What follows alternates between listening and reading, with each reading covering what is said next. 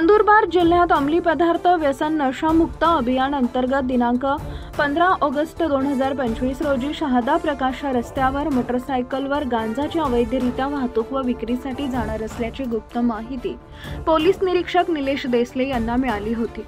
त्या अनुषंगाने त्यांनी डीबी पथकाचे पोलीस उपनिरीक्षक गणेश भुणेश मराठे आणि पोलीस कर्मचाऱ्यांना सूचना देऊन शहादा प्रकाश रस्त्यावर असलेल्या MSEB सबस्टेशन जवळ सापळा रचला असता तिथून एक पांढऱ्या रंगाची TVS कंपनीची मोटरसायकल दिसली।